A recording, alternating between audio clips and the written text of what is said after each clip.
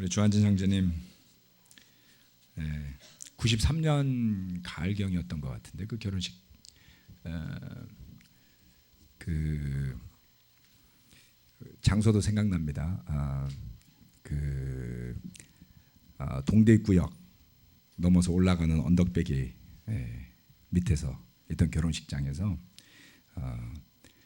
그 갈비탕을 먹었었어요.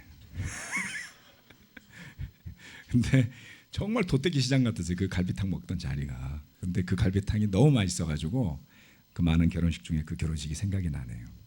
네, 아무튼 잘 유지되고 힘내시기를 계속 우리가 같이 기도했으면 합니다. 아멘. 네, 참 그렇게 슬픈 이야기를 어쩌면 그렇게 코믹스럽게 해주시는지 용기에 또한 많은 격려를 받습니다. 저는 지난주에 가족 휴가 겸 세부 교회를 다녀왔습니다. 주일 예배 참석하고 주중 예배는 또 설교 말씀을 잠시 나누고 왔습니다. 그냥 조용히 갔다 오면 또 좋을 텐데 갔다 온 뒤에 알고 봤더니 목사님이었어. 어떻게 그렇게 조용히 그냥 왔다가 가느냐라는 비난을 들을까 봐 제가 가기 전에 신분을 밝히고 이렇게 예배에 참석을 하려고 하니 무엇이든 할 수 있는 것이 있다면 부담 없이 말씀해달라고 말씀을 드렸습니다. 아무튼 그래서 주일날 설교는 제가 너무 부담스러워서 못했고 주중 예배 때 편안한 마음으로 설교하려고 했는데 주일 예배를 드리다 보니까 부담이 막 오기 시작을 했어요. 자, 사진 좀 보여줍시다. 네, 세부교회는 약 340명 정도의 멤버가 있습니다. 세워진 지 25년 정도 됐고요. 지금 보이는 시스템실에서 앞에 저기를 꺼주셔야 돼요. 시스템실 앞에 할로겐등 그렇죠. 자, 뒤에 보이는 건물인데 굉장히 멋있죠. 저기 5층을 빌려서 사용하고 있습니다. 밑에는 예배당이 들어가는 입구고요. 교제하는 형제자매들을 볼 수 있었습니다. 지금 뒤에 나오는 그림인데 머리가 하얗게 센 이 형제가 교회를 인도하는 데니라는 형제입니다. 거기에 비하면 저는 너무나 젊게 보이죠. 네, 저희 부부와 더불어서 사진 한 장 찍었고요. 데니라는 형제와 걸리라는 자매인데 세부 교회 주변에는 약 6개의 교회가 있습니다. 필리핀에 섬이 굉장히 많잖아요. 그 6개의 교회들을 도와주는 중심 교회가 세부 교회입니다. 우리 서울에서 서울 교회가 생기고 부산 교회가 두 번째로 생겼듯이 필리핀에서 미션 팀을 세우자마자 거의 바로 한 2년쯤 뒤에 보내서 세워진 교회가 이 세부 교회입니다. 그리고 그 세부교회 저희가 방문했을 때 주일 설교는 뒤에 보이는 한국 사람처럼 생긴 이 형제인데요. 이름은 라이언이라는 형제였습니다. 중국계 필리핀인이었습니다. 설교 건축가로 일하고 있고 주일날 설교를 이 형제가 해줬어요. 그래서 그 340명 있는 교회 전임 부부는 딱 한 부분입니다. 데니 목사님 부부만 있기 때문에 형제들이 돌아가면서 설교를 가끔씩 하고 그리고 그 340명의 제자들이 4개 섹타로 나뉘어져서 한 달에 한 번은 섹타별로 따로 예배를 드립니다. 그래서 섹타 인도는 대부분 전임이 아닌 형제들이 하고 있었습니다. 우리도 그렇게 하면 얼마나 좋을까 이런 생각을 잠시 해봤습니다. 그럼 설교도 막 돌아가면서 하고 그런 날이 와야 되지 않을까요? 옛날에 비슷하게 했던 것 같은데. 자, 뒤에는 우리 데니 목사님 가족인데요. 맨 왼쪽에 있는 큰아들인데 우리 큰아들 수민이와 동갑 정도 됩니다. 그래서 대학교 2학년생이고 그리고 세례 받은 지 2년인가 3년 정도 됐다고 그러더라고요. 그리고 옆에 밑에 있는 딸 둘은 12살이었습니다. 그 다음에 우리 옆에 있는 멋진 우리 가족들이 같이 예배당에서 사진을 찍었습니다. 뒤에 보이는 모습이 세부교회 예배당 모습입니다. 340명의 제자들 중에 약 40명의 캠퍼스 대학생들이 있었습니다. 아주 젊었고요. 그리고 싱글이 약 90명 정도 있었습니다. 그래서 아주 교회 예배가 25년 된 교회치고는 매우 젊은 분위기가 굉장히 많이 느껴지는 그런 예배였습니다. 우리 교회도 이제 그렇게 만들어야 되겠죠. 여러분들은 그대로 계시고 여기에 젊은 사람들만 한 40명, 100명 더하면 평균적으로 좀 젊어지지 않을까 싶었습니다. 그래서 이렇게 예배당에서 모여 있는 모습을 볼 수가 있고요. 뒤에 보이는 모습은 예배 중에 찬양하는 모습인데요. 이거 한번 돌려주실래요? 돌아가나요? 동영상 클릭. 네, 클릭하시면 될 거예요, 그냥. 안 돌아가는군요. 네. 뭐 PPT는 그럴 수 있습니다. 예, 찬양 인도하는 형제는 한때 전임으로 일했던 형제인데 그 형제 열심히 섬기면서 찬양을 인도해주고 있었습니다. 이거 동영상인데 아깝네요. 굉장히 찬양 뜨겁게 하는 그런 교회 모습을 볼 수 있었습니다. 네, 휴가이기도 했지만, 그처럼 한 25년 된 교회 예배에 편안하게 방문자로 가서 예배를 드리고 또 교제를 나누고 어떻게 25년 된 교회가 그렇게 젊은 그룹들이 새롭게 생겨날 수 있었는지에 대한 것들을 많이 배우기도 하고 그리고 특히 감동적이었던 것 중에 하나는 우리가 몇 년 전에 타클로반에 하이엔이라는 태풍이 닥쳐서 그 마을이 사라지다시피 했었죠. 그때 우리가 모금을 해서 한 1,000만 원 정도를 보내줬습니다마는 우리뿐만 아니라 전 세계에서 많은 도움을 받아서 그 타클로반에 지금 현재까지 호프 고센터를 운영 중에 있다고 들었습니다. 그리고 그 타클로반에 미션 팀을 파송한 교회가 바로 이 세부 교회고요. 그래서 이 데니 목사님이 마닐라의 코코 목사님하고 같이 그 당시에 태풍이 왔을 때 가서 직접 세부교회 형제자매들을 다 피신시키고 대피시키고 그리고 이 데니 목사님 집에서 그 타클로반 교회 인도자 부부가 한 3개월 같이 살았답니다. 예, 그래서 그 제자들이 집이 없어졌으니까 다들 피신해서 세부에 있는 제자들 집에 뿔뿔이 흩어져서 정착할 때까지 몇 개월을 같이 지내면서 보낸 이야기를 들었습니다. 그러면서 호프의 도움에 대한 굉장한 고마움을 표시했고요. 그래서 그런 호프를 통해서 들어오는 도움들을 가지고 어떤 교회는 호프를 위해서 봉사하는 직원이 교회를 인도하기도 하고요. 조금 전에 말씀드린 그 6개의 주변 지역의 교회를 그 인도하는 형제들 중에 전임이 아닌 형제가 많았습니다. 그 세부 이외의 섬의 교회들은 직장을 다니는 형제들이 직접 인도하기도 하고 그런다는 이야기를 들었습니다. 우리가 앞으로 대한민국의 선교를 전임 위주로만 할 수는 없겠죠. 그래서 그런 롤모델을 보고 온 듯한 느낌을 많이 받았고요. 정말 제자답게 산다는 모습을 다시 한번 생각하는 좋은 계기가 되었습니다. 좀 더 시간을 두고 여러분과 나눌 기회가 있으리라 믿습니다. 이어서 오늘 설교 말씀 같이 나누도록 하겠습니다. 오늘 말씀은 의인을 부르러 온 것이 아니라 죄인을 불러 회개시키러 왔다라는 제목입니다. 누가복음 5장 말씀, PPT는 없습니다. 누가복음 5장 펴주시기 바랍니다.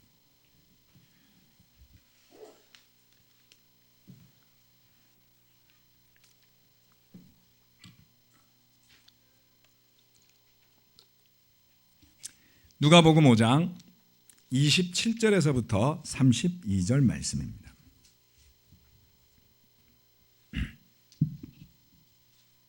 누가복음 5장 27절에서 32절 말씀. 그 뒤에 예수께서 나가셔서 레위라는 세리가 세간에 앉아 있는 것을 보시고 그에게 말씀하셨다. 나를 따라오너라. 레위는 모든 것을 버려두고 일어나서 예수를 따라갔다. 레위가 자기 집에서 예수에게 큰 잔치를 베풀었는데 많은 세리와 그 밖의 사람들이 큰 무리를 이루어서 그들과 한자리에 앉아서 먹고 있었다. 바리새파 사람들과 그들의 율법학자들이 예수의 제자들에게 불평하면서 말하였다. 어찌하여 당신들은 세리들과 죄인들과 어울려서 먹고 마시는 거요? 예수께서 그들에게 대답하셨다. 건강한 사람에게는 의사가 필요하지 않으나 병든 사람에게는 필요하다. 나는 의인을 부르러 온 것이 아니라 죄인을 불러서 회개시키러 왔다. 오늘 주제 말씀은 이 32절 말씀입니다. 나는 의인을 부르러 온 것이 아니라 죄인을 불러서 회개시키러 왔다는 것입니다. 이 이야기는 예수님이 레위라고 하는 마태복음을 쓴 마태입니다. 마태는 세리였어요. 그 마태를 부르는 과정에서 등장하는 것입니다. 이 레위라고 하는 마태는 그날도 다른 날과 다름없이 세관에 앉아 있었습니다. 이 세관은 가버나움이라는 도시에 있는 세관이었다고 합니다. 가버나움은 중심 도시 같은 역할을 했던 곳이었답니다. 그래서 로마군 병사들이 주둔하고 있었고, 그리고 이처럼 세관이 있어서 그 인근 지역에서 거두어들이는 세금을 관리하고 징수하는 그런 센터적인 역할을 하고 있는 곳이었죠. 그런데 주님께서 그를 보셨어요. 그를 보시고 여러 다른 제자들에게 하셨던 것처럼 나를 따라오라고 부르셨습니다. 레위가 어떻게 했습니까? 그 부르심에 응답하며 모든 것을 버려두고 예수님을 따라갔죠. 여러분, 이 부르심을 여러분도 듣고 그 예수님을 따라 나섰던 때를 다 기억하고 계시죠? 오늘 그 순간의 기억들을 잘 한번 떠올려 보시기를 바랍니다. 그런 우리에게 던지는 메시지가 바로 오늘 이 말씀 가운데 있음을 저는 봅니다. 첫 번째는 주님과 친구들을 위해 잔치를 엽시다 하는 것입니다. 자, 이 말씀에 보면 레위가 했던 행동은 예수님께서 다른 제자들을 부르실 때 했던 행동들과 조금 다른 것을 했어요.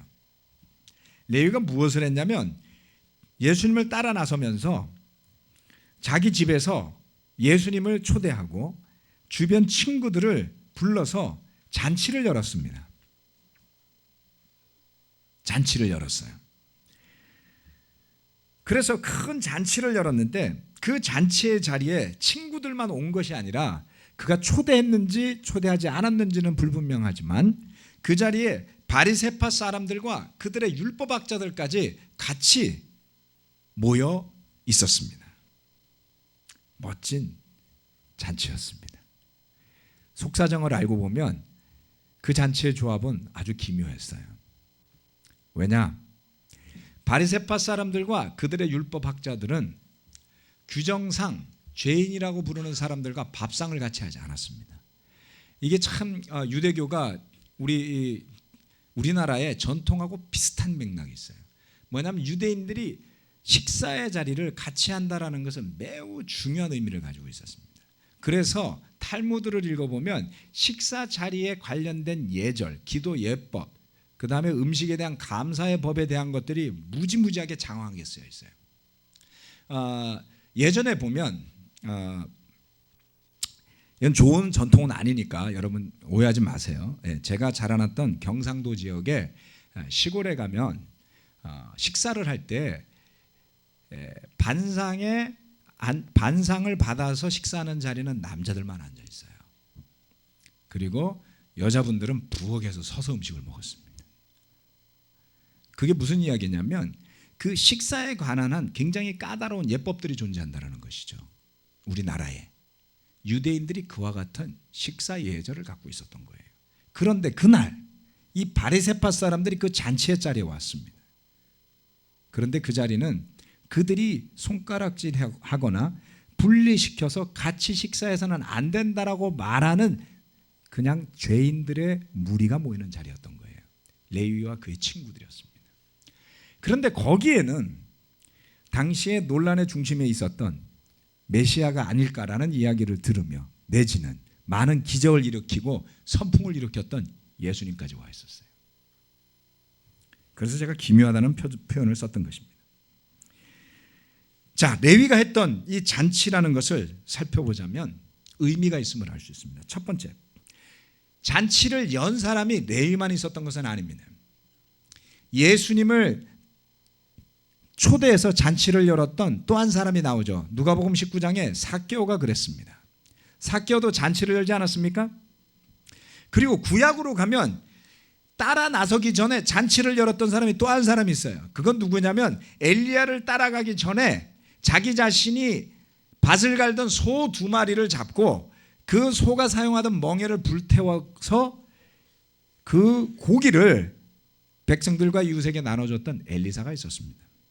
누군가를 따라 나서기 전에 아주 상징적인 모습으로 잔치를 여는 모습을 봅니다. 제자의 결심을 하고 산다는 것은 시작에 바로 이와 같은 것임을 배울 수 있는 것입니다. 무엇인가요? 그동안 살아왔던 삶에게 작별을 고하고 새로운 출발을 선언하는 것이죠. 삭개오가 그러했습니다. 삭개오가 잔치를 열고 예수님을 초대하고 많은 사람들이 모인 자리에서 그는 선언을 하지 않습니까? 저의 재산의 절반을 가난한 사람에게 나누어 주겠습니다라는 선언과 더불어 내가 속여서 빼앗은 것이 있다면 4배로 갚아주겠습니다. 그는 새 출발을 많은 사람 앞에 선언하죠. 마치 결혼식에서 서약을 하듯이. 레위는 이날 친구 세리들과 주변 사람들, 심지어는 바리새인들과 율법학자들, 그리고 예수님을 초대한 자리에서 무엇을 말했을까요? 엘리사는 멍에를 불태우고 소를 잡아서 이웃에게 나눠주면서 무엇을 말했겠습니까?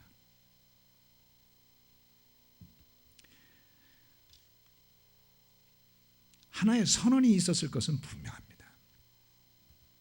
여러분, 저는 지금까지 세리로 살아왔습니다. 그러나 이제 저는 새로운 길을 가려 하고 있습니다. 오셔서 축하해 주십시오. 제자로서 시작하는 길을 그처럼 기쁘게 축하하며 선언하며 갔던 것이죠. 그리고 그의 이웃에게 이렇게 이야기하는 것입니다. 여러분, 제가 왜 그 길을 가려 하는지 여러분도 한번 귀를 기울여 보십시오. 저는 예수님을 따라가겠습니다 라고 했던 것입니다. 얼마나 많은 사람이 반응했는지 알 수는 없어요. 그의 친구들은 아무 이야기 안 했는지 기록이 되어져 있지 않은데 오히려 바리새인들과 율법학자들은 핀잔을 주었습니다. 예수님과 그의 일행에게 어찌하여 당신들은 세리들과 죄인들과 어울려서 먹고 마시는 거요? 이 말대로라면 그 잔치의 자리에서 바리새인들과 율법학자들은 먹지도 마시지도 않으면서 눈을 부릅뜨고 있었던 거예요. 이런 사람 본 적 있으세요? 여러분이 뭔가 즐기려고 하고 있는데 눈을 부릅뜨고 있는 사람들이요. 무서운 사람들이죠. 예. 여러분 생각해 봅시다. 여러분이 제자가 되기로 결정했을 때 누군가를 초대하고 잔치를 열었던 적이 있습니까? 여러분이 너무나 기쁜 마음으로 누군가를 초대해서 이 예배당에서 여러분이 왜 제자로 살아가고자 하는지를 알려주고 이야기해주기 위해서 누군가를 초대해 본 적이 있었습니까? 예. 그랬더니 그 가족들과 친구들은 여러분에게 무엇이라고 이야기하던가요? 잘했어, 나도 따라갈게. 아니면 핀잔을 주던가요? 자, 그것이 무엇이 되었건 마치 잔치와도 같은 자리를 만들고 새로운 출발을 고했던 레위의 결심을 볼 수 있습니다. 여러분, 우리가 지금이라도 잔치를 열어보면 좀 어떻겠습니까? 복음을 위해서, 예수님을 위해서, 우리의 마음속에 깨닫게 된 그 소중한 것을 기쁘게 나눌 수 있는 그런 자리를 만들기 위해서요. 그 잔치는 그 한 번으로 끝나는 것이 아니었습니다. 마태복음 22장 2절 말씀 가보시겠습니다.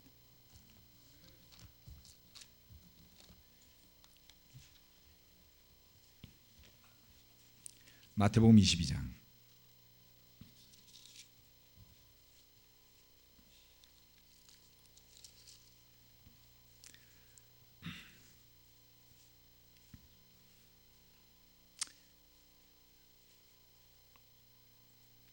2절부터 4절까지입니다. 하늘 나라는 자기 아들의 혼인 잔치를 베푼 어떤 임금에게 비길 수 있다. 임금이 자기 종들을 보내서 초대받은 사람들을 잔치에 불러오게 하였는데 그들은 오려고 하지 않았다. 그래서 다시 다른 종들을 보내며 이렇게 말하였다. 초대받은 사람들에게로 가서 음식을 다 차리고 황소와 살진 짐승을 잡아서 모든 준비를 마쳤으니 어서 잔치에 오시라고 하여라. 예수님께서 하늘나라의 비유를 들면서 잔치의 이야기를 하지요. 네. 성경에는 다양한 잔치가 나옵니다. 혼인잔치도 나오고요. 정말 이런 레위와 삭개오가 벌였던 잔치도 나오고요. 헤롯 왕도 잔치를 벌이고요. 그리고 예수님은 그 하늘나라의 잔치의 비유를 이야기로 들기도 했습니다. 여러분, 잔치 자리를 우리는 열어야만 합니다. 그래서 그 자리에는 다양한 사람들이 오게 되겠죠. 어떤 사람은 먹지도 않으면서 두 눈을 부릅뜨고 있다가 갈지도 몰라요. 그러나 예수님이 말씀하셨던 것처럼 그 잔치 자리에 누구든지 자리가 있음을 알리고 준비된 음식이 있음을 알리고 그리고 그 자리에 와서 마시고 먹고 누리라고 전해야 하는 것입니다. 이 예배가 바로 그러한 자리가 되어야 하지 않겠습니까? 잔치 자리가 왜 이렇게 조용해요?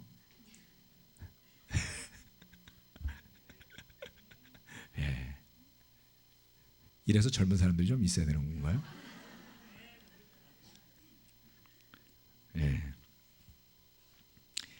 주중 예배 마치고 비행기 타기 직전에 예배를 마쳤는데 마지막에 이벤트가 있더라고요. 그 이벤트가 뭐냐면 찬양 인도하던 형제 중에 하나가 약혼 신청을 하는 거였어요. 뭐 온 교회가 막 떠들썩해요. 보니까 정말 옛날 생각나더라고요. 그래서 우리 둘째 아들이 아빠 우리 교회도 이렇게 물어봤어요. 옛날엔 그렇게 했어. 뒤에서 젊은 애들이 소리를 지르는데 귀가 찢어지는 것 같아서 제가 귀를 막고 들었어요. 그 감탄과 탄성은 20대만 나오는 건가요? 그렇죠? 예. 아무튼 분명히 하나님께서 그런 사람들 보내주실 거예요. 여러분, 예배 자리를 그러한 말씀의 잔치의 자리로 만들어야 하지 않겠습니까? 이 예배의 자리가 그 성령을 마시는 사람의 능력이나 힘이 아닌 내 힘으로 만들어낼 수 없는 그 평화를, 그 사랑을, 그 진리를 먹고 마시는 자리가 되게 해야 할 것입니다. 예수님이 주인이 되고 우리는 그를 따르는 결심을 되새기는 그러한 자리, 그리고 또 초청받아 오는 사람들은 하늘나라의 복음을 듣는 그런 잔치의 자리, 그 자리를 만들어야 합니다. 두 번째 다시 우리 누가복음으로 돌아가 보면 두 번째 포인트는 병자나 죄인으로 살아야 한다는 것입니다. 누가복음 5장을 보면 예수님이 제자를 부르는 다양한 모습이 나와요.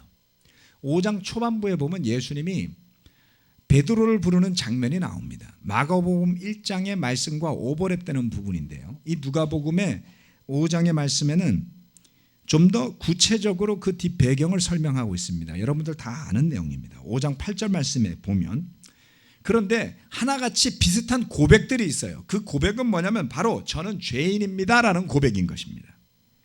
누가복음 5장 8절 말씀 읽겠습니다. 시몬 베드로가 이것을 보고 예수의 무릎 앞에 엎드려서 말하였다. 주님, 나에게서 떠나 주십시오. 나는 죄인입니다. 5장 12절 말씀. 예수께서 어떤 동네에 계실 때 온몸에 나병이 든 사람이 찾아왔다. 그는 예수를 보고서 얼굴을 땅에 대고 엎드려 간청하였다. 주님, 하고자 하시면 나를 깨끗하게 해 주실 수 있습니다. 이 사람은 왜 얼굴을 땅에 대고 엎드렸겠습니까? 문둥병자로서 얼굴을 들 수 없어요. 다가가면 안 되는 거예요. 그래서 그는 바닥에 얼굴을 대고 간청하였죠. 저는 병자입니다. 그게 다가 아닙니다. 5장 18절 말씀. 그런데 사람들이 중풍병에 걸린 사람을 침상에 눕힌 채로 데려와서는 안으로 들여서 예수 앞에 놓으려고 하였다. 그러나 무리 때문에 그를 안으로 들여놓을 길이 없어서 지붕으로 올라가서 기와를 벗겨 그 자리를 뚫고 그 병자를 침상에 누인 채 무리 한가운데로 예수 앞에 달아내렸다. 병자가 또 나타났어요. 예수님 앞에 어떤 사람들이 옵니까? 죄인이 오고요, 병자가 오고요, 다른 사람 앞에 나가서는 안 되는 사람들이 이처럼 지붕을 뚫고 앞으로 내려오는 일들이 벌어지고 있습니다. 여러분, 그 의지가 느껴지지 않습니까? 낫고자 하는 열망, 죄인이기에 그 죄인의 자리에서 벗어나고자 하는 그 열망, 바로 그와 같은 엄청난 영적인 자각이 사람들로 하여금 모든 것을 제쳐놓고 예수님을 따르게 했던 거예요. 그런데 그런 와중에 바리새인들과 율법학자들은 그 기적이 일어나는 그 마당, 그 자리에 있었음에도 불구하고 그 장면을 보고 놀라기는커녕 다음과 같이 이야기합니다. 5장 21절 말씀. 그래서 율법학자들과 바리새파 사람들이 말하기를 하나님을 모독하는 말을 하다니 이 사람은 누구인가? 하나님 한 분밖에 누가 죄를 용서할 수 있겠는가? 하면서 의아하게 생각하기 시작하였다. 너무 이상한 장면 아닙니까? 기적이 일어나고 병자가 낫고 있어요. 그렇다면 이렇게 말해야 되는 것 아닐까요? 이처럼 병자를 많이 고치는 능력이 있다는 이야기를 우리는 구약의 기적의 이야기 속에서도 듣지도 보지도 못했다. 그렇다면 이분이야말로 오신다고 하는 그 메시아가 아닐까? 이렇게 말해야 정상 아닌가요? 그러나 그들은 팔짱을 끼고 마시지도 먹지도 않으며 계속 지켜보고 판단하고 있었죠. 얼마나 무서운지요. 결국 예수님은 그런 그들에게 이렇게 말씀하셨어요. 건강한 사람에게는 의사가 필요 없다. 이런 걸 보고 뭐라 그러죠? 두말하면 잔소리예요. 누가 몰라요? 그러면 건강한 사람은 병원에 가지 않습니다. 산으로 가고 들로 가고 피트니스 클럽으로 가고 놀러 다녀요. 아픈 사람은요, 독감에 걸리신 분들 오늘 예배도 못 오셨어요. 너무 힘들어서. 우리 강대석 형제 독감 걸렸는데 어떻게 찬양이 되는지 모르겠어요.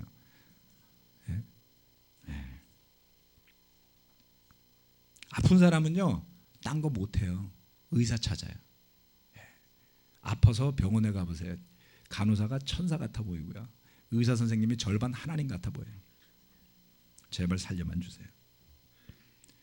그런데 문제가 있습니다. 그들이 정말 건강하기 때문에 예수님이 이렇게 말씀하신 게 아닌 것을 여러분과 저는 알고 있지 않습니까? 예수님은 이 말씀을 하시자마자 바로 뒤편에 이렇게 이야기를 했어요. 건강한 사람에게는 의사가 필요 없다. 나는 의인을 부르러 온 것이 아니라 죄인을 불러서 회개시키러 왔다. 정말 의인이 있기 때문에 이 말씀을 하신 것이 아닙니다. 스스로를 의인이라고 여긴 사람이 있었어요. 말씀드렸죠. 먹지도 마시지도 않았어요. 그러면서 잔치자리는 왜 왔대요? 오지 말지. 근데 꼭 보면 예수님 근처에 와 있어요. 그리고서는 두 눈을 부릅뜨고 예수님이 뭐 하는지 지켜보다가 득달같이 지적하죠. 얼마나 의로운지 모르겠어요. 여러분, 이런 사람 본 적 있습니까? 여러분, 이런 의로운 사람이 되어본 적이 있습니까? 네, 무서운 사람들이에요.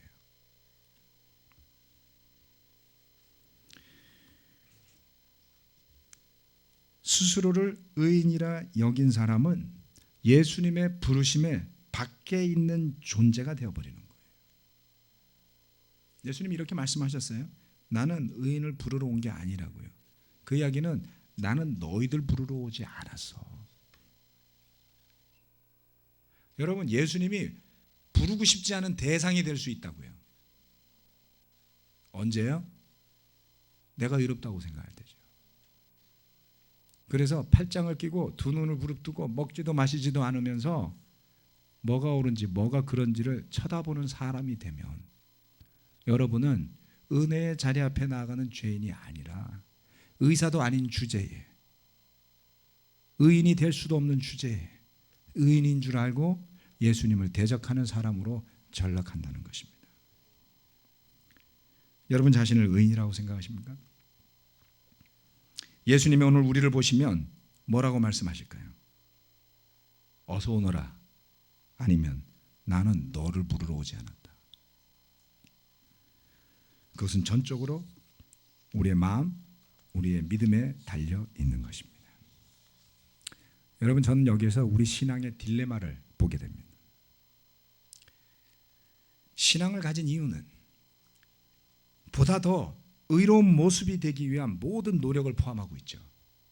죄에서 벗어나고 더 예수님의 모습으로 의로운 사람으로 되고자 하는 열정과 열심을 포함하고 있습니다. 그런데 그러다 보면 어느 순간 우리는 회개하려 하기보다는 의로운 인정을 받고 싶은 마음으로 가득 차게 되기 쉽더라는 거예요. 누군가로부터 부족하다는 이야기를 듣고 싶지 않습니다. 내가 20년을 제자로 살았는데 아직도 그런 이야기를 들어야 되겠어? 이런 생각이 막 뭉게뭉게 드는 것이죠. 뭐 제가 그렇다는 뜻입니다. 내가 설교를 한 지가 20년이 지났는데 아직도 설교 가지고 잔소리 들어야 되겠어? 이런 생각이 막 올라올 때가 있어요. 그 순간은 뭐예요? 눈을 부릅뜨고 먹지도 마시지도 않으면서 그러는 사람이 되어 있는 것이죠. 내 의를 완성하고 싶은 욕구가 있더라는 거예요. 정신 안 차리면 저도 그렇게 됩니다. 좀 더 개선과 발전의 여지가 있다는 이야기도 별로 듣고 싶지 않아요. 그냥 왕창 다 인정받고 잘했다는 소리로 꽉 채워주기를 바라는 거죠. 그 순간 우리는 예수님의 부르심 밖에 서 있는 소위 의로운 사람이 되어버립니다.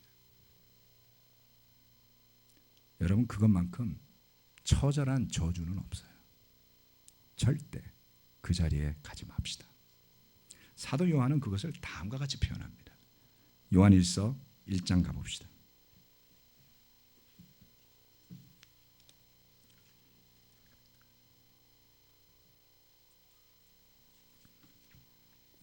요한일서 1장 8절 말씀.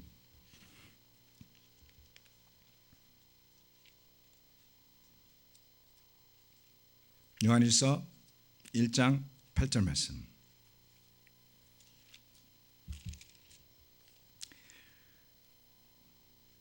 우리가 죄가 없다고 말하면 우리는 자기를 속이는 것이요 진리가 우리 속에 없는 것입니다.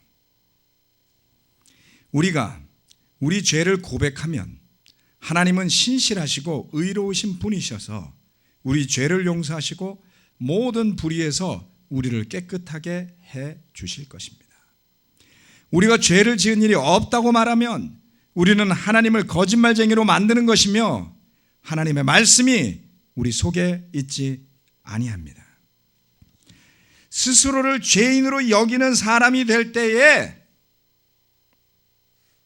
하나님 앞에 설 수 있습니다. 스스로를 죄인이라고 받아들이고 인정할 때에 우리 마음에 더 큰 관용이 있을 수 있습니다. 스스로 죄인임을 깨닫는 사람은 용서하기가 쉽고 용서받기도 쉬워요. 역설적이지만 스스로 죄인임을 깨닫는 사람은 자기를 얽어맨 죄에서 벗어나기 쉽습니다. 죄인임을 인정하는 사람에게 하나님의 은혜는 더없이 감사하고 소중한 것이죠.